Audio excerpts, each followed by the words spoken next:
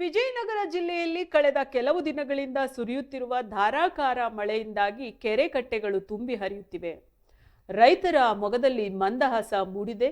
ಜಿಲ್ಲೆಯಾದ್ಯಂತ ಉತ್ತಮ ಮಳೆಯಾಗುತ್ತಿದ್ದು ಜನಜೀವನದಲ್ಲಿ ಸಂತಸ ಮನೆ ಮಾಡಿದೆ. ಕೊಟ್ಟೂರು ತಾಲೂಕಿನಲ್ಲಿ ಭಾರಿ ಮಳೆಯಾಗುತ್ತಿದ್ದು ಕೆರೆಗಳು ಅಪಾಯದ ಮಟ್ಟಕ್ಕೆ ತಲುಪಿವೆ. ಕೊಟ್ಟೂರು ಪಟ್ಟಣದ ಐತಿಹಾಸಿಕ ಕೆರೆಗಳು ತುಂಬಿ ಹರಿಯುತ್ತಿರುವುದನ್ನು ಕಂಡು ಸ್ಥಳೀಯರು ಸಂತಸ ವ್ಯಕ್ತಪಡಿಸಿದ್ದಾರೆ. ಕೆರೆ ತುಂಬಿ ಹರಿಯುವ ದೃಶ್ಯವನ್ನ ಜನರು ತಮ್ಮ ಮೊಬೈಲ್ಗಳಲ್ಲಿ ಸೆರೆ ಹಿಡಿಯುತ್ತಿದ್ದಾರೆ. ಮಳೆಯಿಂದಾಗಿ ಅಂತರ್ಜಲ ಮಟ್ಟ ಹೆಚ್ಚಾಗಿದ್ದು ಕೊಳವೆ ಬಾವಿಗಳಲ್ಲಿ ನೀರಿನ ಪ್ರಮಾಣ ಹೆಚ್ಚಾಗಿದೆ. ಇದರಿಂದ ರೈತರಿಗೆ ಅನುಕೂಲವಾಗಿದ್ದು ಮುಂಬರುವ ದಿನಗಳಲ್ಲಿ ಬೆಳೆಗಳಿಗೆ ನೀರಿನ ಕೊರತೆ ನೀಗಲಿದೆ.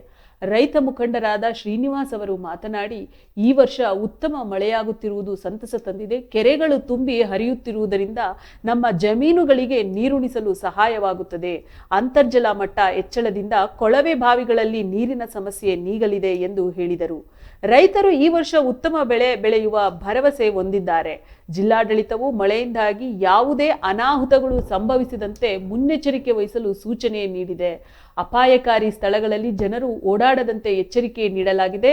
ಪ್ರವಾಹ ಪರಿಸ್ಥಿತಿ ಎದುರಾದರೆ ತಕ್ಷಣವೇ ಸ್ಥಳೀಯ ಆಡಳಿತಕ್ಕೆ ಮಾಹಿತಿ ನೀಡುವಂತೆ ತಿಳಿಸಲಾಗಿದೆ.